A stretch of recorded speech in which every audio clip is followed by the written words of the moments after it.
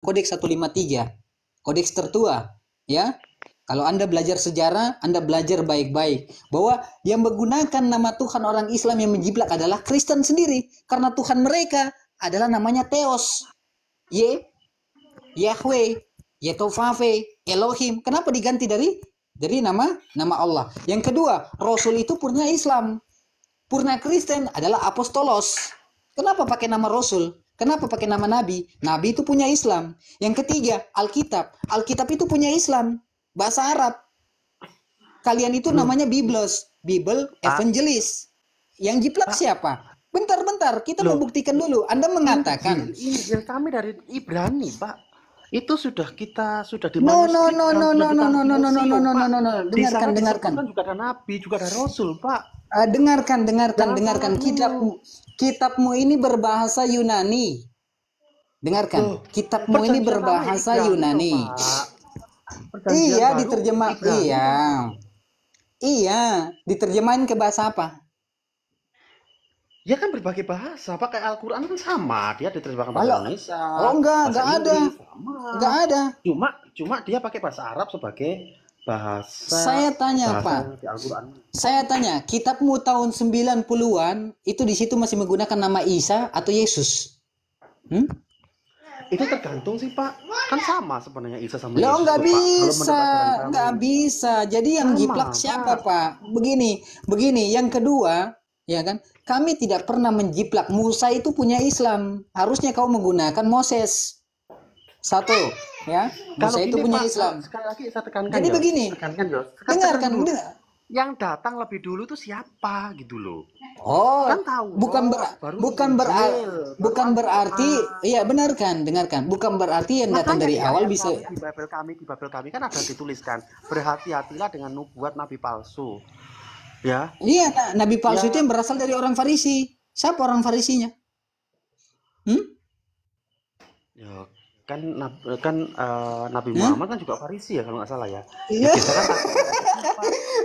Sekarang gini, Pak. Kamu belajar di mana?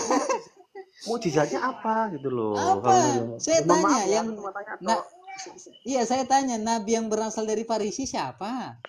Nabi Muhammad di mana? Coba, dari mana Nabi Muhammad orang Farisi? Oh, Nabi Muhammad orang Arab kok. Lahir di Arab kok. Dia kan punya sahabat dari Al-Farisi, itu Salman kalau nggak salah. Loh, kamu mengatakan Nabi Muhammad sejak kapan orang Farisi? Ya mungkin belajar di mana itu?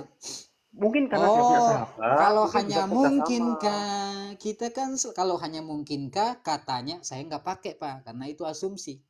Kalau cuman mungkinkah katanya iyakah, kata ini, kata itu. Gini loh, Pak, aku mau tanya. Karena yang kedua, bentar dulu, saya belum selesai. Yang kedua, Anda mengatakan kitab ini benar atau tidak. Kita uji lagi. Kitab Kristen ini ditulis kapan? Al-Quran ditulis kapan? Ya kan? Di dalam kitab Sirah Nabawiyah. Yang jelas duluan. Oke. Baik.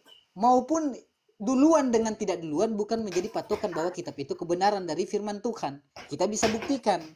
Al-Quran ditulis ketika baginda Nabi Muhammad masih hidup. Lalu diperintahkan Zaid bin Sabit yang menuliskan Al-Quran dan hidup sejaman dengan baginda Nabi Muhammad. Maka tidak mungkin terjadi manipulasi karena sang penerima wahyu bertemu hidup sejaman dengan sang penulis wahyu. Pertanyaannya adalah, kitabmu ini ditulis kapan? Setelah Yesus sudah tidak ada atau masih ada? Jawab. Dia kan punya murid, Pak. Murid-murid itulah yang menulis. Bukan. Saya tanya. Yesus, kitabmu ini ditulis 300 tahun setelah Yesus terangkat dan sudah tidak ada. Sang penerima wahyu tidak bertemu dengan sang penulis wahyu. Bagaimana kau mau jadikan kitab ini? Bapak nggak apa-apa. Bukan kesimpulan saya. Kau bukan kesimpulan saya. Tapi kalau menurut keyakinan kami, Injil itu ditulis oleh 9 murid Yesus kalau nggak salah ya, iya kan? Bertemu tidak? Ya, bertemu tidak? Hidup sejaman tidak? Saya tanya. Saya tanya, Alkitabmu ini, perjanjian barumu ini ditulis, ya kan, 300 tahun. Ini yang mengatakan, aduh berisik banget seorang. Ini yang mengatakan bukan saya, ya kan? Bukan saya, tapi sejarawan dari Kristen sendiri. Yang mengatakan kitab kalian dikanonisasikan itu 300 tahun setelah Yesus terangkat. Injil, Markus, Lukas, dan Yohanes.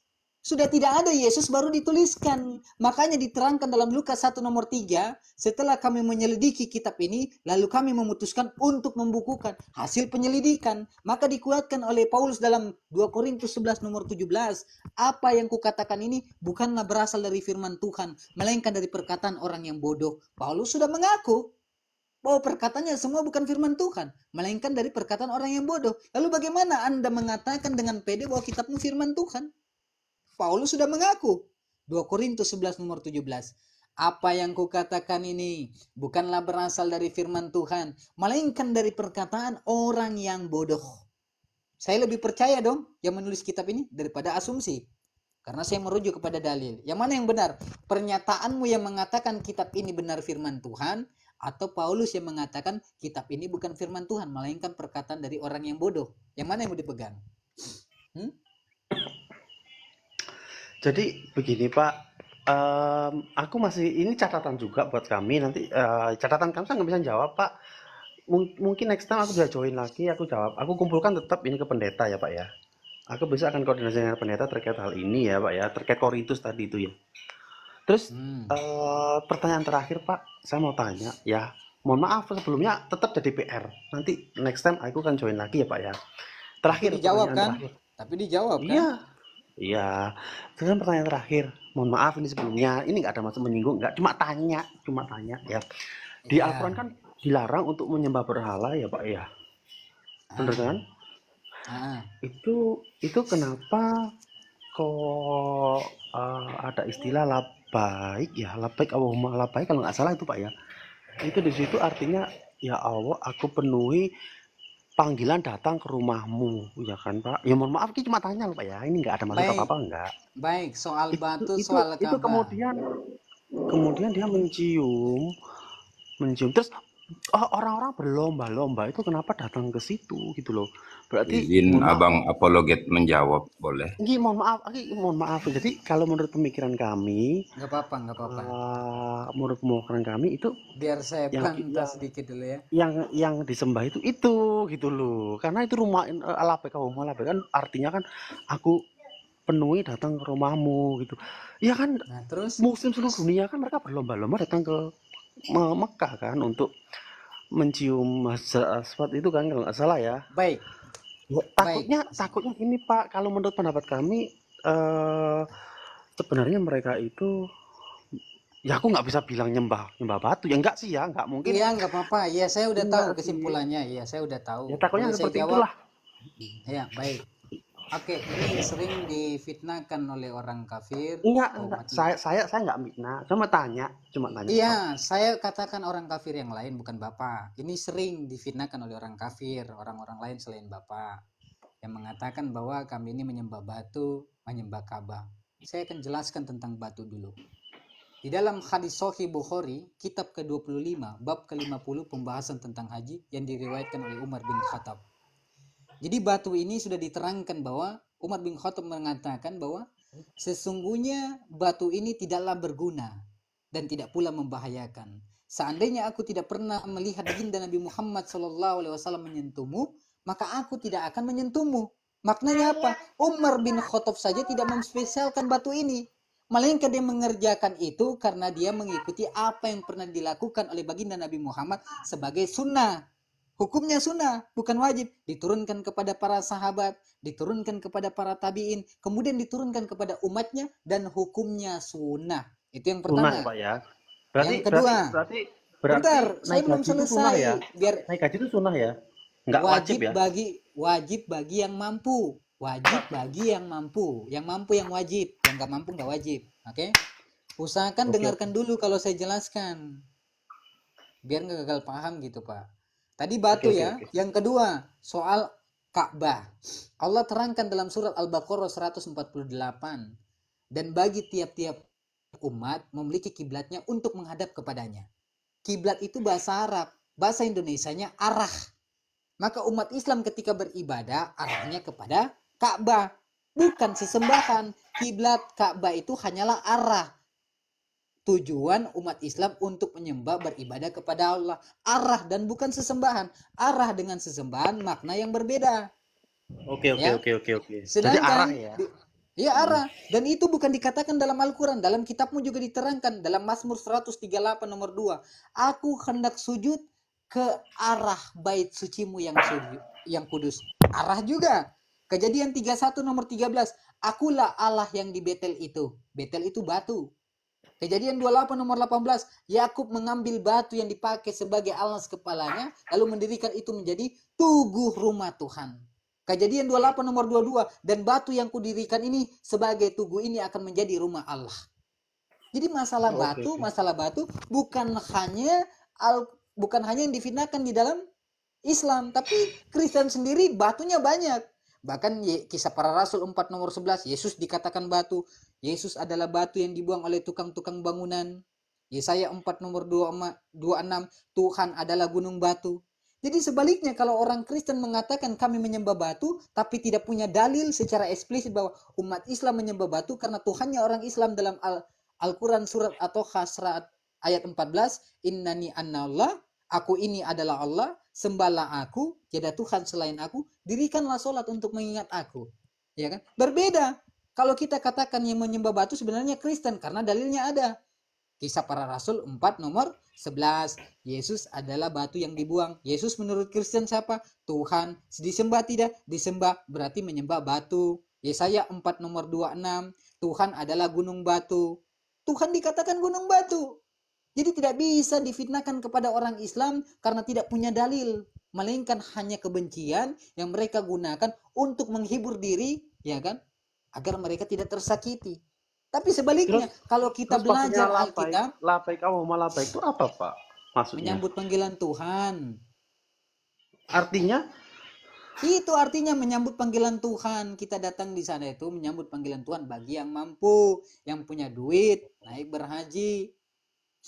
Itulah baikalah syarikalak baik, ya kan? Oh gitu. Jadi Abang Susilo, saya tambahkan, maaf nih izin Abang apologet. Jadi ucapan talbiyah itu Abang Susilo itu adalah kalimat-kalimat pengesaan terhadap Allah Subhanahu wa taala.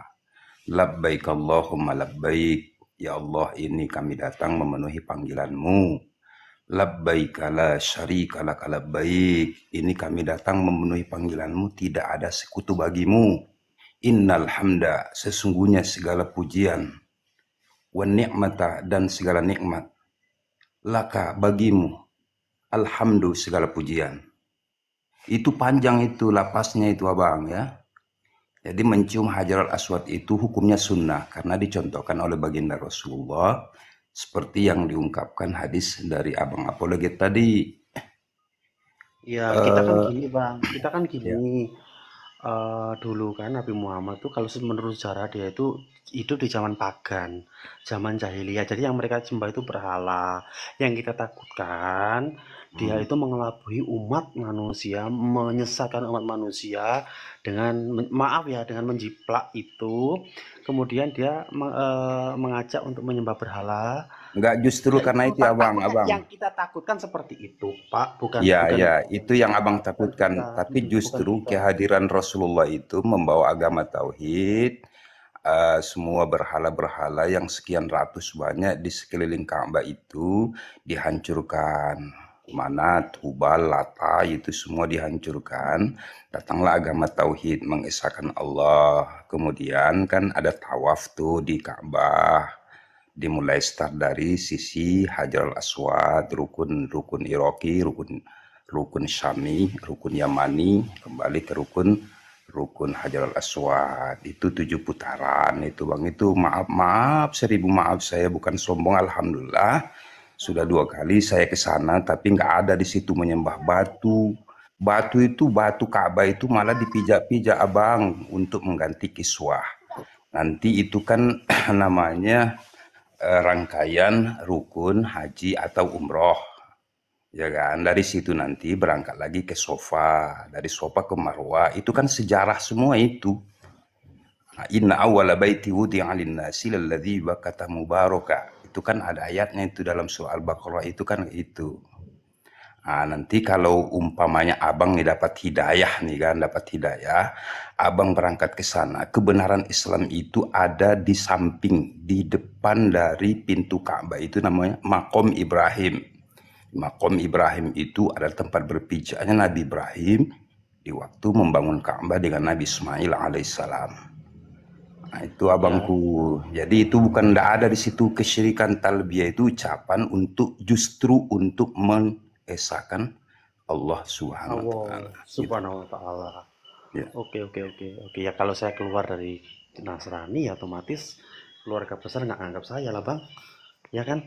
Iya, Nah, memang seperti itu. resikonya seperti itu, Bang. Saya alhamdulillah diamanahkan oleh Allah. Bagi saya itu banyak yang menghadap dengan saya, itu kan banyak yang memang pengorbanan iman itu luar biasa. Banyak yang menghadap bersyahadat tapi sukarela dari yang bersangkutan buat pernyataan, bermaterai gitu kan. Dan seterusnya ada prosedurnya, itu nanti kita keluarkan piagam gitu. Tapi ini Komal ini bukan bertujuan untuk memualafkan seseorang. Ini hanya pencerahan dari Bang Apologet itu kan. Karena begitu banyak di room-room yang lain itu menghujat dan menghujat Islam. Abang ini termasuk orang Enggak, yang saya nggak sedikit menghujat loh cerdas ya. gitulah Saya cuma ya. tanya. Saya cuma tanya loh ya. Nggak menghujat, tidak. Saya nggak tanya Iya, doang iya, tadi. Bang. Paham. Cara abang aja sopan kok masuk. Bukan kayak yang sore tadi itu. Bagus abang itu. Dan kalau Iya. saran saya, kalau belajar kitab itu, janganlah sekali-kali belajarlah sendiri, jangan didampingi itu supaya nampak Oh, rahasia-rahasianya iya, gitu. karena gini Bang, ketika hari Minggu ya, itu kan di gereja kan pasti setelah pujian itu kan kita ada membaca Bible kan. Di situ itu per ayat itu dijelaskan, maksudnya ini. Jadi kita didoktrin kalau mau belajar tuh wajib didampingi oleh pendeta. Kalau sendirian kita Iya, dilarang. Aku karena sendiri jujur, aku sendiri juga bingung gitu loh. Ini Masya Allah, kok bagus, gini, bagus, kok gini gitu. bagus. Tapi aku tetap mengimani karena memang orang tua saya bilang, "Ih, diimani saja." Ya aku sendiri jujur aja, kayak ya ada Ya sedikit karena kalau kamu bingung juga. dibimbing Tuh. bahaya. Karena kamu kalau dibimbing, kalau kamu nggak dibimbing bahaya. Kamu bisa tahu Yesus sebagai apa. Karena yang dihutbahkan oleh Bapak Gereja hanyalah Yesus Tuhan, ajaran kasih. Itu saja. Ateis juga mengajarkan ajaran kasih. Dan patokannya sebenarnya bukan kepada keluarga. Kebenaran Iya sih. itu yang selamat itu menentukan diri kita sendiri. Bagaimana kita memanfaatkan umur kita yang lanjut ini mencari kebenaran sebaik mungkin dengan mencari Tuhan sesembahan yang benar. Tuhan yang tidak mungkin sama dengan makhluk, laisa kamislihi syai'u. Karena kalau Tuhan sama dengan makhluk lemah, makhluk lapar, makhluk ngantuk, makhluk sedih, makhluk nangis, ya kan, makhluk Iya. buang air. Mana ada Iya sih, Tuhan ingin menyamakan dirinya dengan makhluk. iya Sedangkan sih kayak Tuhan itu maha suci, tidak bergantung dengan makhluk, tidak bergantung dengan makanan karena Tuhan maha kaya, Tuhan tidak ngantuk karena Tuhan maha hidup, ya kan? Tuhan tidak pernah mati karena Tuhan maha perkasa. Ini kan menggugurkan kalau Tuhan jadi manusia, lemah ini Tuhan. Apalagi konteks Trinitas. Trinitas itu bukan ajaran Alkitabiah, melainkan adalah ajaran ciptaan karangan manusia yang dicetuskan oleh Theophilus pada tahun 70 abad ke abad kedua. oke, oke. Theophilus yang dipopulerkan oleh Antanasius, dipopulerkan nama mereka. Jadi ini Yang bukan gini loh Bang, Alkitabiah. yang saya agak bingung itu ya. Kalau ajaran kami itu kan dijamin ya Bang ya. Sebenarnya ya dijamin kan. Masya Allah Kita tadi penjelasannya Bang Has itu, Masya Allah. ya Bagus gini itu gini penjelasan kan, Bang Has. kalau di ajaran kami itu kan kita dijamin ya untuk masuk surga ya, dengan percaya mengimani kita sudah dijamin masuk surga. Lah terus aku tuh bingung gini Bang. Banyak teman-teman saya yang pakai narkoba, yang minum-minum alkohol, masa harus dijamin juga gitu loh. Nah, sementara kalau orang Islam dia bilangnya gini, bagi siapa yang bertakwa, mugi-mugi ya atau semoga Insya masuk surga. Jadi Allah. insya Allah. Insya Jadi kan nggak Allah. menjanjikan gitu loh. Jadi Pokoknya begini bagi Pak. mereka yang bertakwa, Eh, ya menurut saya kok ya dengarkan Pak. lebih itu ya lebih Ya, rasional ke itu ya ke Islam. ya dengarkan. Ya itu yang Dengar. buat saya tuh bingung Iya gitu loh. baik. Dengarkan gini Pak, kenapa kita umat Islam itu selalu mendahulukan kata insya Allah? Karena kita tidak mau mendahului Tuhan, kurang ajar sama Tuhan, kurang ajar tidak beradab sama Sang Pencipta. Karena surga dan neraka itu bukan urusan kami. Allah menciptakan jin dan manusia tidak lain tidak bukan hanyalah untuk beribadah kepada Allah. Ya kan? Masalah surga dan neraka itu urusan Allah Subhanahu wa taala, bukan kapasitas kami.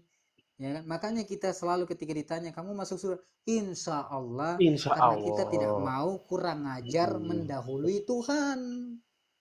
Insya Ya Allah itulah. itu Iya sih Bang, apa? menurut saya itu lebih Insya rasional sih Allah Bang. itu kan artinya izin Allah atas kehendak Allah, atas kemauan Iya. Allah. Itu insya Allah.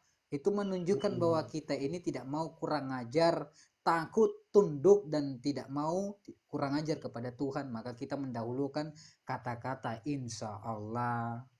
Bukan Iya, kita langsung iya. pede mengatakan, kamu masuk surga. Oh jelas kami masuk surga. Seakan-akan surga itu kita yang ciptakan. Ya. Yang saya tak gini banyak, saya bingung kan tuh banyak teman-teman yang berbuat negatif gitu ya. Masa mereka juga dijamin gitu loh. Maksudnya gitu kalau di Islam kan enggak, ya kan? Ya gitu ya kalau nggak salah ya enggak ya. Ya Pokoknya selama berbuat bertakwa, insya Allah. Jadi nggak menjanjikan gitu loh. Aku begini salutnya Pak. di situ ada kata-kata itu, Begini, gitu loh. begini Pak. Setiap Muslim diterangkan dalam hadis itu, setiap ya kan Muslim di dalam kolbunya masih ada kalimat la ilaha illallah dan mati dalam keadaan la ilaha illallah, walaupun di dunia mereka banyak melakukan maksiat, mereka tetap akan berakhir di surga, tapi harus dalam dicuci dulu, dibersihkan dulu. Berikan Dibersihkan dahulu. dulu karena surga itu tempat yang suci, suci, suci dan suci. Maka orang-orang yang masuk di situ harusnya suci. Maka kalaupun ada orang Islam yang melebar Islam tapi perilakunya jelek, yang salah bukan ajarannya, agamanya, tapi yang salah adalah oknum pribadi dia sendiri, salah belajar, salah berguru, hingga dia memiliki perilaku yang jelek. Bukan agama. Agama mengajarkan kebaikan, mengajarkan tauhid, mengajarkan aturan-aturan yang beradab, kasih, ya kan, menghargai sesama, tidak boleh membunuh orang yang tidak berdosa. Itu ajaran agama. Tapi kalaupun ada maupun dari kalangan Kristen, Hindu maupun Islam yang berlabel agama lalu melakukan hal-hal yang tidak baik, saya rasa itu adalah oknum pribadi. Kalau kita mau bersikap bijak dan bersikap adil agar tidak pukul rata, karena saya yakin di luar sana masih ada orang Kristen walaupun mereka menyembah, mohon maaf, Tuhan yang salah, tapi mereka di sisi lain masih memiliki hati nurani, masih memiliki kebaikan, rasa kasihan kepada orang-orang fakir miskin. Maka kita cukup mengatakan bahwa itu adalah oknum dan kesalahan pribadi mereka, yang salah bukan agama mereka. Kalau kita mengatakan, oh ini Kristen begini, ini Islam begini, itu menunjukkan bahwa kita ini egois, memukul ratakan seluruh orang yang beragama bahwa mereka itu tidak beres, seakan-akan agama mengajarkan mereka tidak baik. Tapi sebaliknya, Lah, agama tidak pernah mengajarkan mereka seperti itu, melainkan pribadi mereka sendiri yang salah belajar atau salah berguru. iya sih, di sini teman-teman muslim juga baik-baik semua. Cuma aku boleh tanya nggak Bang satu? Ini terakhir ya, Nanya aja, di ada ayat Ustadz Has itu. di, Silakan di sama ayat Ustadz Al-Qur'an Has. di ayat Al-Qur'an disebutkan ya, hai hai orang-orang beriman, bunuhlah orang kafir. Walaupun ada perintah seperti itu, orang Islam juga enggak ada yang seperti itu, baik-baik mereka di sini. Itu gimana Bang? Bunuhlah Ayatnya orang bisa kafir dijelaskan yang nggak? memerangi kalian.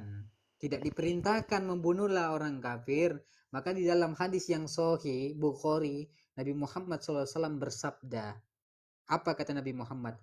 Barang siapa yang menjalimi orang kafir yang sudah ada kesepakatan perdamaian, maka mereka tidak dianggap kelak di padang mahsyar olehku.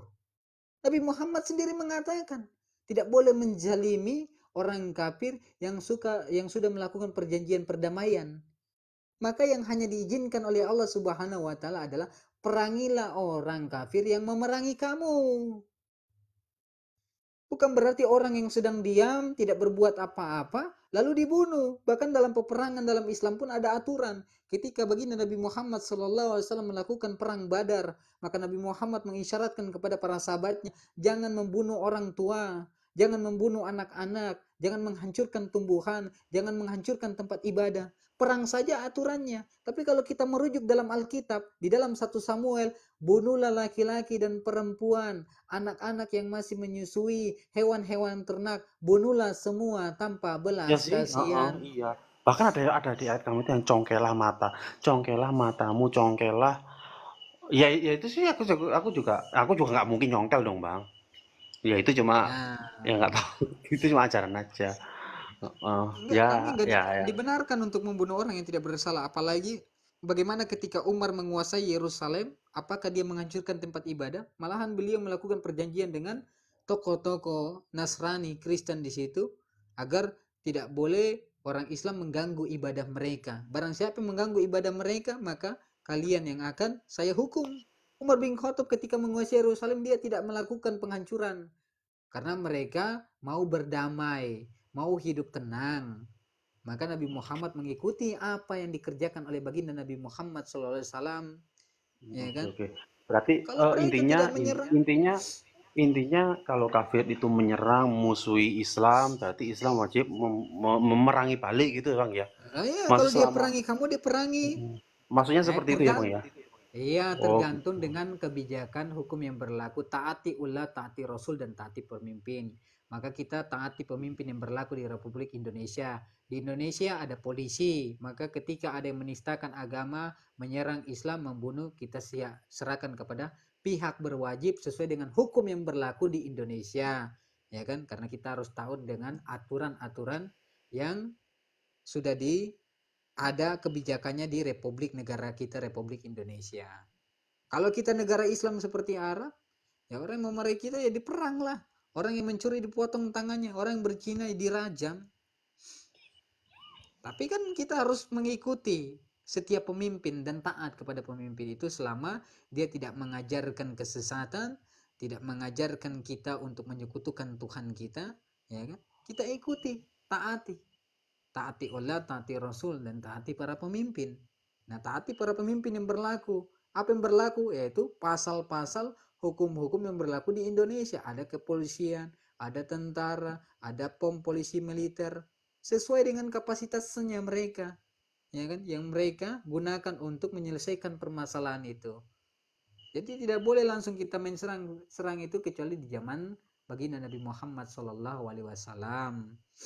Ya, Oh, apakah ayat itu karena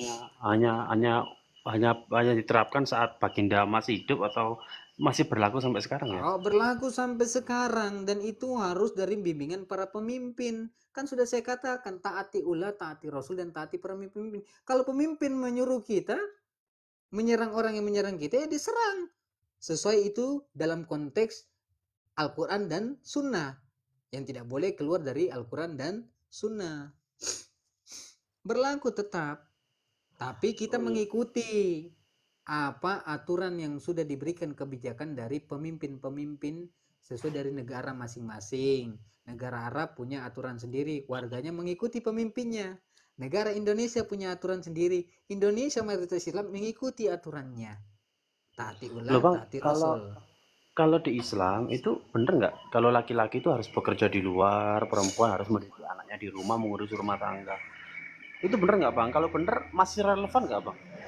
Dengan saat ini di mana eh, laki-laki dan perempuan sekarang udah setara gitu loh Bang. Aku cuma tanya apakah apakah itu berlaku di zaman Rasulullah atau itu juga berlaku juga di Zaman zaman baginda kita? Nabi Muhammad Sallallahu Alaihi Wasallam karena masanya jahiliyah, ya kan, maka perempuan-perempuan itu mereka sebagian besar ada yang diizinkan oleh baginda Nabi Muhammad, ada pula yang dibolehkan untuk bekerja di rumah. Siti Khadijah dulu seorang pekerja sebelum mengenal baginda Nabi Muhammad, seorang kaya, seorang pengusaha.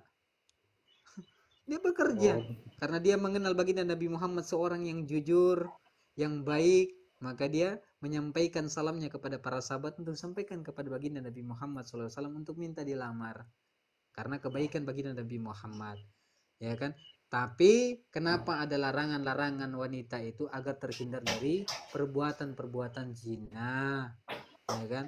Makanya di dalam Islam itu perempuan itu menutup aurat agar terhindar dari perbuatan-perbuatan jahat. Karena semakin orang menggunakan celana pendek, rok robek-robek, itu membuat laki-laki menimbulkan hawa nafsu hingga melakukan kejahatan. Tapi kalau orang menggunakan cadar ketutup semua, orang nggak nafsu lihat, menghindari Enggak, kejahatan. kalau enggak, oke, kalau itu oke lah. Maksud saya terus yang mendidik anak, yang mengurus rumah tangga itu tugas perempuan atau laki-laki kalau dalam Islam?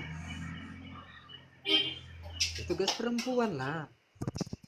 Tugas Oh, laki-laki berarti itu laki-laki adalah mencari mencari nafkah. nafkah. Ya, tapi ingat dalam Islam itu duitnya perempuan bukan duitnya suami. Tapi duitnya suami adalah duitnya dari hartanya dari istri. Boleh istri mengasih duit, ini menurut Imam Syafi'i, hukum harta dalam suami istri. Kalau istri, ya kan, istri memiliki harta, lalu suaminya ini susah, boleh dia mengkasih uang kepada suaminya dengan niat sedekah. Dengan niat sedekah, Sedekah tidak ya. boleh dengan niat kasih karena haram. Tapi uang suami itu uang istri. Uang istri bukan uang suami. Kalau misalkan istrinya Paham? gajinya 20 juta, suaminya gajinya 1 juta, tetap wajib ngasih nafkah gitu ya. Apa? Lah wajib dia Kalau sebagai kalau pemimpin. enggak, kalau misalkan istrinya 20 juta misalkan gajinya, Ah, terus suaminya gajinya cuma 1 juta, tetap wajib ngasihkan apa? nafkah Istri. ke istri gitu, uang Lah dia ke istri kasih, tetap. tetap dia iya, kalau istrinya seorang yang soleha, seorang yang baik, yang pengertian, pasti dia tidak akan menyusahkan suaminya. Pasti dia sedekahkan kepada suaminya dengan niat sedekah, bukan niat Oh kasih. gitu. Karena laki-laki itu seorang Berarti pemimpin.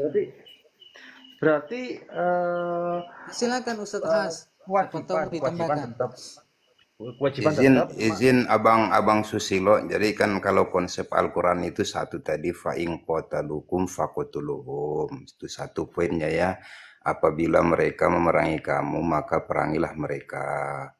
Apabila mereka kafir zimmi tidak mengganggu, kata Rasulullah, jangan ganggu mereka. Kalau kamu mengganggu mereka sama kamu menyakiti aku, kata baginda Rasulullah gitu kan. Itu poin satu. Poin yang kedua itu tadi tentang kewajiban seorang suami. Dalam Al-Quran itu konsepnya begini, ar-rijalu qawwamuna 'alan nisa ila akhiril ayat. Laki-laki adalah pemimpin bagi perempuan, abang. Di kewajiban suami itu satu memberikan nafkah lahir batin, memberikan tempat tinggal, kemudian yang selanjutnya itu memberikan pakaian, pendidikan, perhatian. Jadi pertanyaan abang tadi, kalau umpama nih istri punya umpamanya gaji lebih 20 juta sementara suaminya cuma 1 juta, apakah dia wajib? Itu keriduan dari secara akal logika kita kan mungkinlah si istri minta lagi dengan suami gitu. Tapi tetap dia berkewajiban sesungguhnya. Gitu kan. Itu apa lagi istri yang banyak duit dikasih duit gitu kan. Nah, itu. Lanjut abang. Googling terus lama-lama mental kamu, Pak. Oke, Iya ngilang-ngilang. bagimu bagiku agamaku gitu ya. Kalau di Islam ya menjunjung tinggi toleransi beragama gitu ya. Ada kan ayat seperti itu ya. Bagimu Itu agamamu. sejarahnya ada bang. Itu Jadi dalam Al-Quran itu ada namanya asbabun nuzul, sebab-sebab turun Al-Quran itu. Kan di waktu itu Abu Jahal, Abu Lahab dan kroni-kroninya itu membujuk baginda Rasulullah karena nggak bisa lagi dibujuk ini dengan harta, dengan wanita, dengan tahta ini kepada Nabi. Maka mereka mendatangi Nabi supaya satu hari ke tempat peribadahan Nabi, satu hari ke tempat peribadahan mereka. Maka turunlah ayat ini pada surah Al-Kafirun. Qul ya ayyuhal kafirun la a'budu ma ta'budun ila akhiril ayah gitu kan. Nah, jadi ada sebab-sebab turunnya Al-Quran itu sendiri abang. Jadi maaf, seribu maaf, saya itu ada di room yang lain itu mengatakan bahwa ayat itu telah mansuh. Nggak ada mansuhnya, itu Al-Quran yang sudah ada itu akan sampai akhir zaman gitu. Halo, itu Yang berarti kayak suratnya gitulah. Itu berarti suratnya menjunjung tinggi toleransi ya? Toleransi yang sangat luar biasa itu. Toleransi yang sangat luar biasa. Tapi jangan La diartikan, ikraha Pak. fiddin, itu toleransi, tidak ada paksaan untuk masuk ke dalam agama Islam. Gak apa-apa manusia ini ingkar kufur kepada Allah, tidak pernah menurunkan Allah itu sebagai Tuhan gitu. Semuanya taat, tidak pernah meninggikan Allah itu sebagai Tuhan gitu kan. Cuman Tapi kita jangan Allah sudah bagimu memberikan agamamu Al-Quran hudal linnas wa bayyinatin minal huda wal furqan. Al-Quran telah datang, apabila kamu mengikutinya insya Allah kamu selamat gitu. selamat. tapi begini Bagimu Pak, agamamu, bagiku agamaku ya, gitu ya. tapi jangan Betul. gunakan dalil. Terus Bentar, ini Pak kok Has. nganu ya, ini dengan Quran Izin. Quran Iya, surat bentar. At-Taubah ayat 5. Bentar dulu. Di sini disebutkan apabila sudah habis bulan-bulan mulia itu, maka bunuhlah orang-orang musyrikin itu di masa kamu jumpai mereka, tangkaplah mereka, kepunglah Bentar, mereka. satu-satu Jika mereka dulu. bertobat, memberikan sholat dan menunaikan zakat, maka berilah kebebasan kepada mereka untuk berjalan. Enggak, saya cuma mau ralat saja. Bentar, saya mau Itu ralat. gimana? Jangan jadikan lakum dinukum ini lalu digunakan senjata untuk menyerang diskusi lintas Suara agama. Nggak ada sangkut pautnya Yunus Nggak bisa dibentur-benturkan abang. Yunus kecil. Ada asbabun nuzulnya. Ada nggak suaranya? Ya, itu besar. Ada. Tadi kecil. Jadi begini Pak siapa namanya Pak Leo sini. Jadi ya lakum dinukum betul yang sudah dikatakan oleh Pak Has, tapi jangan jadikan dalil itu untuk permasalahan dalam dunia debat lintas agama. Nggak ada sangkut pautnya ya. Nggak ada sangkut pautnya lintas agama dengan lakum dinukum. Karena menurut ulama makna dari lakum dinukum itu adalah toleransi, betul tidak boleh mengganggu umat lain sedang beribadah, melakukan peribadah. Dan kami diskusi lintas agama ini bukan mengganggu kalian sedang beribadah. Jadi jangan, jadi kebanyakan kan orang mengatakan kalau kita diskusi ini lalu mereka tayangkan lakum dinukum walidi, agamamu, agamaku. Iya sih, Dipakai sebenarnya untuk tujuannya senjata. juga satu sih. Salah. Menyadarkan, maksudnya menyadarkan sesuatu agar kembali ke jalan yang lurus. Aku tahu debat itu maksudnya seperti itu. Karena konteksnya ini kan diskusinya kan bukan mengganggu kalian beribadah. Kami nggak pernah mengganggu kalian beribadah. Nggak ada. Kita juga dan tidak pernah memaksakan. Maksudnya gini, dia juga terima kasih karena memberikan saya itu semacam kayak awakening gitu loh, kayak kesadaran, kayak kok bertentangan gini ya. Jadi seperti itu, jadi malah memberikan semacam wawasan gitu loh, kok seperti ini ya, kok lebih rasional ini ya gitu. Jadi saya perlu mengkaji ulang gitu loh, perlu tanya lagi ke pendeta. Pak Kaluna, yang lainnya saya izin buang air bentar ya, lanjut dulu sebentar, perutku sakit. Ini abang, sebenarnya abang masuk ke room ini kan kami juga ilmunya sedikit toh ilmu kami ini, kami juga masih belajar. Makanya dalam hadis itu utulubul ilma minal mahdi ilal lahdi gitu kan. Kami juga masih belajar kok bang, belum pintar, nggak akan pintar kami nih. Karena ilmu yang kita ketahui ini hanya sedikit. Wa ma'utitum minal ilmi illa qalila.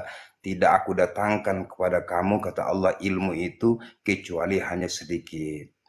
Dari sirah nabawi kalau umpamanya abang mau tahu beneran tuh apa itu, siapa itu, mendalami Rasulullah, coba dibelilah sirah nabawi gitu kan, supaya tahu sosok baginda Rasulullah Muhammad itu gimana gitu, yang dikupas di mimbar-mimbar, yang dikupas di ceramah-ceramah ustadz-ustadz, itu baru kulit luarnya abangku. Kalau sampai ke dalam-dalamnya nggak bisa kita menjelaskan itu bagaimana Rasulullah SAW itu.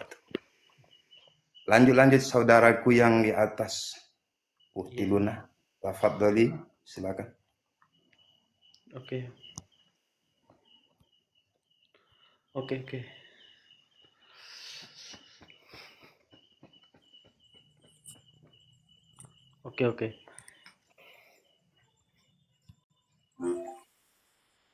Sapa dulu itu Pak Benuhar. Iya, assalamualaikum. Selamat malam. Warahmatullahi wabarakatuh. Kok turun? Oke, saya dengarkan dulu. Pak Yasin.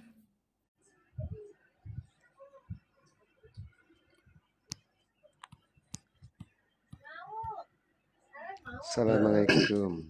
Oke, assalamualaikum warahmatullahi Waalaikumsalam. wabarakatuh. Selamat malam Waalaikumsalam semuanya. warahmatullahi wabarakatuh. Malam. Waalaikumsalam warahmatullah. Lanjut Pak Has. Ya, lanjut aja. Ini kenapa HP saya udah panas ini ya? Bengket ya. Dari sore tadi nih.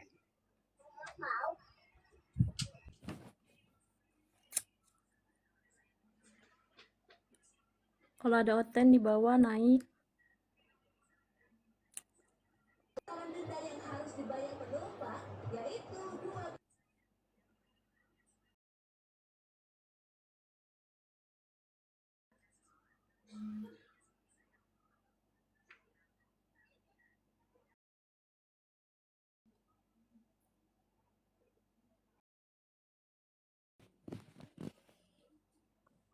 Oh, di sini udah gak ada Oten ya?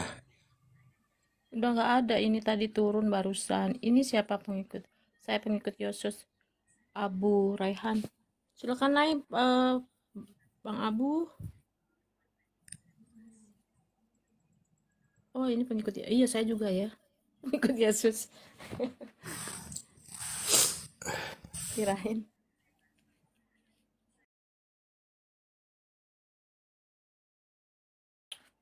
Duh, Bang Yunus ke belakang lagi.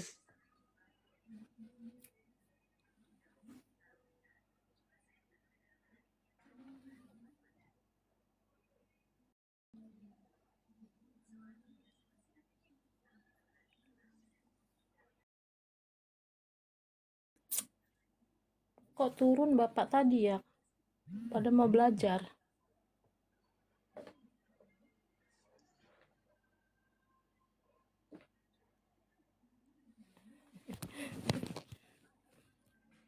Siap. Oke, saya live ya, karena saya muslim ya. Iya, Pak. Masih, assalamualaikum warahmatullahi. Pada kemana ya? Salam. Itu tahu Bapak yang tadi tuh turun. Kalau panas noise. tadi itu panas HP-nya. Noise enggak saya? Enggak. Itu coba naikin itu Pak siapa tuh Abu Raihan Daengboot. Muslim dia. Pak Has kemana? Panas HP-nya. Oh, panas. Saya juga sambil ngecas. Tapi nggak noise kan? Cas. Enggak. Pas HP-nya panas HP-nya.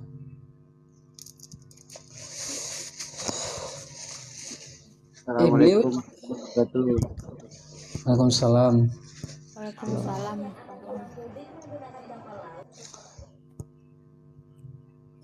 Gimana nih? Oh. Ini yang mantul siapa? Bang Abi kah? Nggak ada yang Kristen di atas ini? Nggak ada. Islam semua?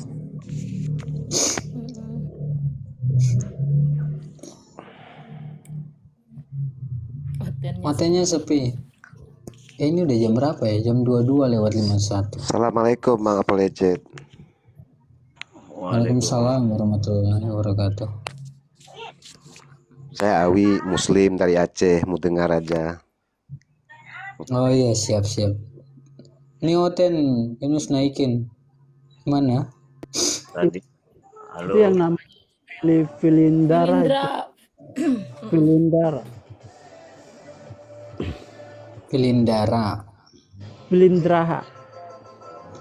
Filindraha.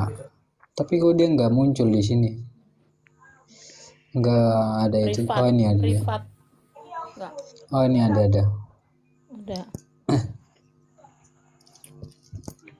Nggak disembah batu hitamnya. Capek-capek jelaskan panjang lebar kok masih typing sembah batu hitam itu gimana sih?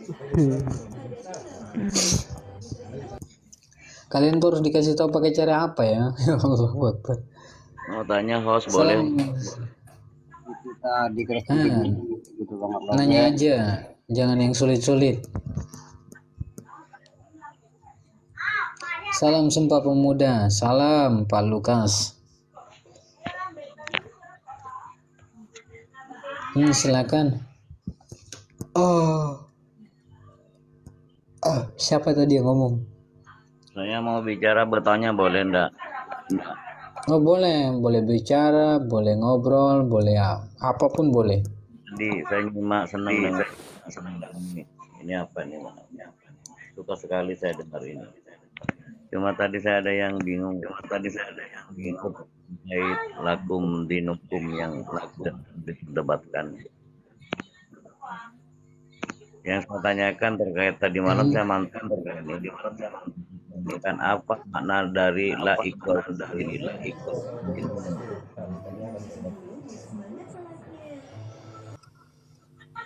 Ya, la ikrah fiddin itu artinya kan gak ada paksaan dalam Islam. Ini yang mantul siapa sih, yang noise sebenarnya? Ini baik saya kok enggak noise. Maksudnya enggak boleh bunyi burung. Bunyi burung. Awi kayaknya enggak? Ya, bukan. Bukan. Siapa yang bunyi burung ya? Saya di kamar nggak ada bunyi burung. Pak Awi, coba mute coba Pak Awi. Coba tes mute. Halo. Coba di mute, tes mute. Di mute mic-nya coba. Mic-nya yang di mute. Ya Allah.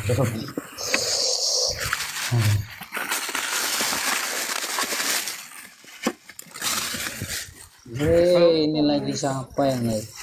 Halo. Pilindra ini. Ya, Kamu saya tuh masuk. lagi Iya. Ya ada apa? Boleh bertanya-tanya. Tanya apa? Mau bertanya atau mau mengajari? Bertanya, saya juga ingin tentang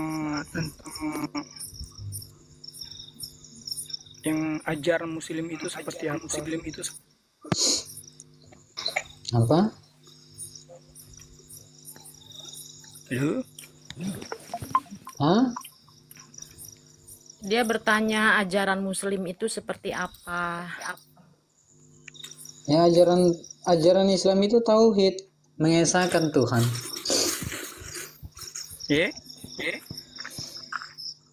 Tauhid, mengesahkan Tuhan. Bang Yunus, coba Pak Awi ini dari Bang Yunus deh, di mute deh. Itu namanya mati syahid ya? Bentar, ini saya bingung ini suaranya siapa ini, nggak bisa dipencet ya dia. Aduh, kamu BPJS banget. Halo? Kalau saya ngomong gereja itu saya masuk surga ya? Mati syahid.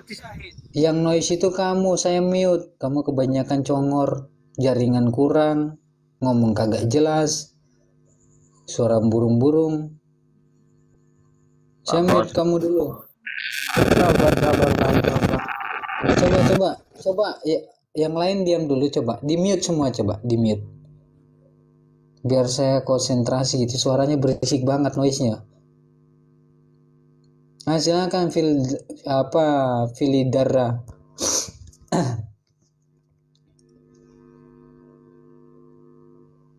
Apa buka mic-nya, santai saja bertanya itu, nggak usah kencang-kencang suaranya. Bom gereja itu syahid dari mana? Syahid tidak dibenarkan orang membunuh orang yang tidak bersalah. Bom bunuh diri tidak dibenarkan dalam Islam. Jadi kalau ada orang yang berlabel Islam melakukan terorisme, bom bunuh diri, itu bukan ajaran Islam.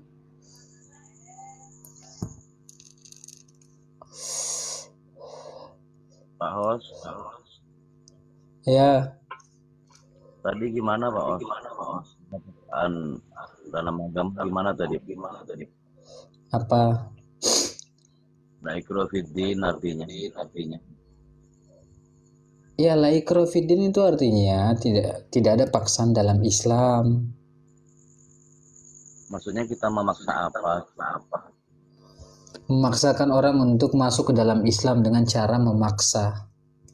Karena hidayah itu bukan dari kita, hidayah itu datangnya dari Allah. La ikraha fid din, tidak ada paksaan dalam memeluk agama Islam, karena sesungguhnya telah jelas di antara kebenaran dan kesesatan. Jadi tidak boleh dipaksa. Karena sebagian orang itu memahami ayat itu, mereka itu kadang-kadang terjebak dalam pemahaman namanya apa tuh, sebutannya apa sih, pluralisme agama, salah memahami. Mungkin saya beda ya, mungkin saya ya kalau kamu sudah tahu jawabannya, kenapa berbeda? Apa? Berbeda. Artinya sepengetahuan laikru itu bukan kita memaksakan agama, tetapi kebenaran Islam itu yang absolut. Misalnya kita mengatakan langit itu warnanya biru, apa dipaksa itu ya biru. Tanya ke Pak Kades, Pak RT biru. Karena tanpa perlu dipaksakan Islam sudah benar. Lah makanya jadi Islam harus dipeluk. Nah, lanjutan ayatnya tabayyana ar-rusyd. Itu kan ada kelanjutannya itu.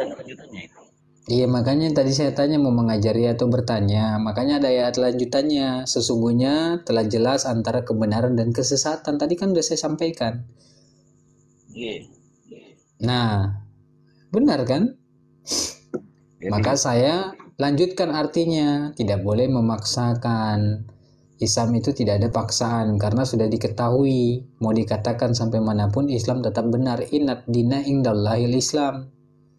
Dalam surat Al-Imran ayat 19. Kemudian dikuatkan dalam surat Al-Imran ayat 85. Jadi Islam sudah benar. Tidak perlu dipaksakan. Maka ila kurfidin tidak ada paksaan. Jadi kalau ada orang yang menasumsikan kami memaksa, nggak ada. Karena cuma menyampaikan kebenaran tanpa paksaan. Karena Islam sudah benar. Yakini. Bukan dipaksa, bukan dilarang untuk harus memeluk agama Islam. Apa?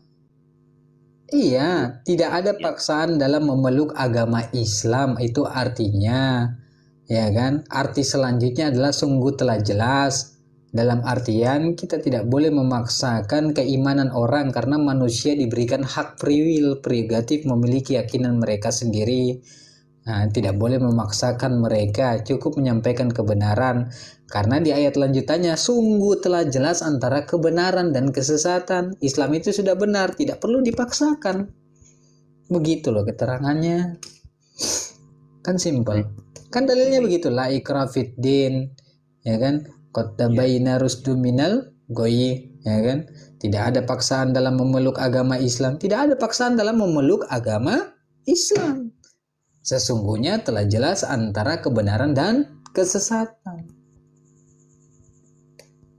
Betul. Itu jawabannya. Ya setuju belakangnya. Itu. Oh, kalau belakangnya doang yang diambil ya dia semuanya diambil lah. Sesuai dengan tertulis. Ada kata-kata majaziyah yang perlu ditafsirkan. Ada kata-kata yang langsung bisa dipahami. Maka sudah kita pahami tulisannya tidak ada paksaan dalam memeluk agama Islam. Maka kami tidak memaksakan orang untuk memeluk agama kami. Di ayat lanjutannya karena sudah benar perbedaan antara kebenaran dengan kesesatan, sudah nyata. Islam adalah agama yang benar, begitu.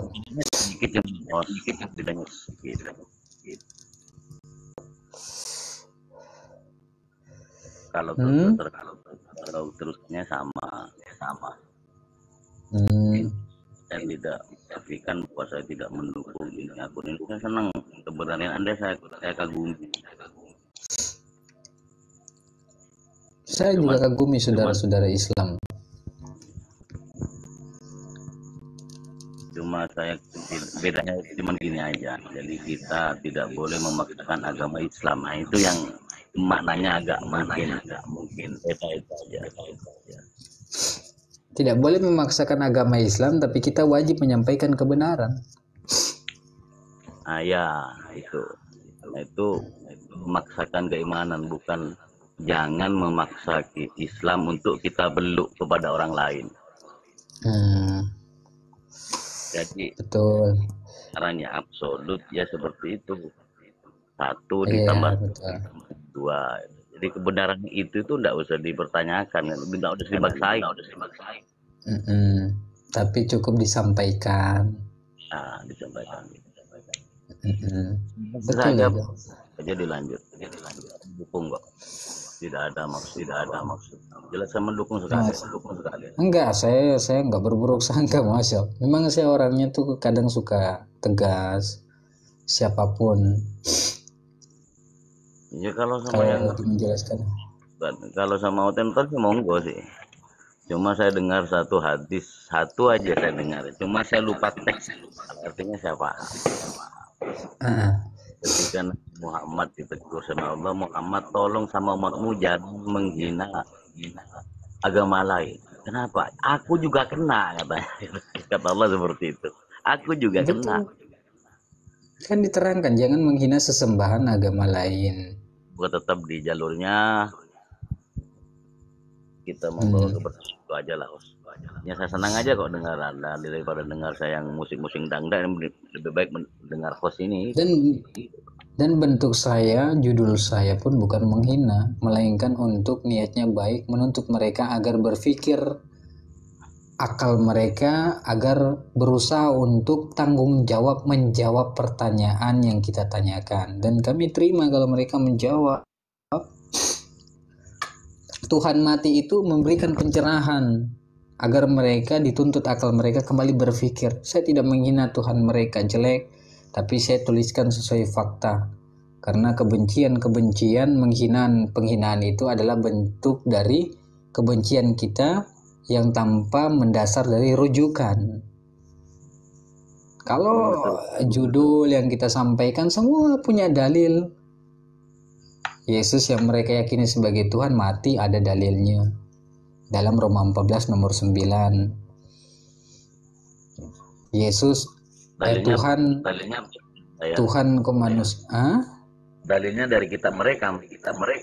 Ya, karena kan Imam Syafi'i pernah mengarang kitab judulnya teologi. Beliau berkata dalam kitabnya, jikalau kalian berdiskusi, berdebat dengan orang Nasrani atau orang Yahudi, ya kan, alangkah baiknya kita menguasai dalil mereka tanpa meninggalkan Al-Quran dan Sunnah.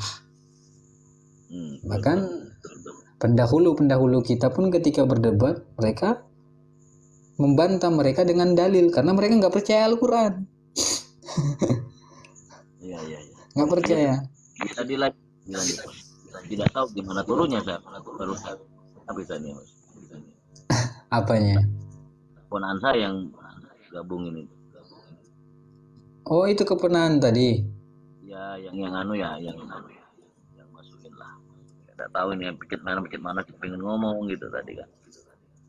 Enggak, tadi soalnya saya kira yang noise yang mana, makanya saya mute. Bingung saya, habis keras banget di kuping saya pakai headset kan. Bunyinya keras banget. Bos, mute aja, mute ini. Habis tadi dia bertanya kalau orang membom gereja, ya saya katakan tidak dibenarkan dalam Islam. Oh iya betul. Tidak dibenarkan. Ajaran siapa yang membenarkan? Bom bunuh diri dalam hadis diterangkan begitu detail. Bahkan orang yang melakukan bunuh diri kelak disiksa di neraka, ya kan? Sesuai dengan apa yang dia lakukan. Jadi ketika dia lemparkan tubuhnya dari lantai 5, di neraka juga sama dilakukan oleh Allah seperti itu, dilempar tubuhnya dari atas berulang kali. Bunuh diri itu nggak dibenarkan. Tapi ini tetangga sebelah tidak ada yang mau masuk ini ya. Tidak ada yang masuk ya. Udah dari tadi terlambat datangnya. Terlambat ya. Kena hajar terus atau gimana Mas?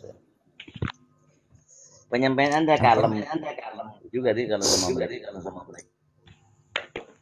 Ya saya kalau dengan Oten keras kepala ya harus tegas. Kalau Oten yang sopan kayak Romeo Ambon, nah itu beliau sopan, kita diskusi tadi sopan dengan Bang Steli juga. Dia ngomong kita diam, kita ngomong dia diam, bagus jadinya. Tapi kalau Oten penghujat ya harus ditegasin. Gampar dia pakai Alkitab biar dia tuh berkaca, tidak lagi sibuk dengan kebencian, tapi dia berkaca dengan dalil yang kita paparkan, hingga dia ketahui ternyata yang mereka hinakan ternyata ada dalam kitab mereka. Agak lumayan yang parah di itu di Paul Zong apa saya bilang parah di situ itu. Nabi ke-26. Iya, saya kan pernah debat juga sih. Saya tidak tahu malah dapat makian, dan jangan naik teman-teman, kalian tidak dapat ilmu malah dapat makian. Alhamdulillah, Masya Allah, kita sama-sama belajar cari ilmu. Saya bukan guru, tapi alhamdulillah dengan edukasi seperti ini, alhamdulillah banyak yang minat di room saya. Yang tadinya mereka tidak tahu Yesus itu sebagai apa, mereka menjadi tahu. Termasuk Anda yang sering mendengarkan khotbah di gereja hanya ajaran kasih, Yesus adalah Tuhan. Anda baru tahu dari kami bahwa Yesus itu seorang hamba. Yohanes 13 nomor 16, ya kan? Utusan tidak lebih tinggi daripada yang mengutusnya, ya kan? Iya. Jadi simpel, dan banyak yang mualaf ya, banyak yang mualaf. Eropa mualaf banyak, Masya Allah. Gereja dijual, Bible dilegalkan. Alhamdulillah, tanda-tanda kejayaan Islam mulai muncul di akhir zaman ini. Oten mulai langka, nggak apa-apa langka, justru bagus, alhamdulillah. Bagian mempersempit. Hah? Anggap bagian apa? Bagian apa? Syiar. Syiar tetap sampaikan. Nabi Muhammad diludahi, dilempari batu, tetap berdakwah kok. Masa kita ini sebagai pengikut Nabi Muhammad baru dihujat kayak begitu berhenti dakwah? Kalau Nabi Muhammad pernah dilempari batu, saya pengen ngelempari baja sama Paul. Dilemparin batu, kalau Nabi Muhammad tinggal berdoa itu gunung timpa di kepala mereka, mati semua. Cuma kan Nabi Muhammad diutus ya bukan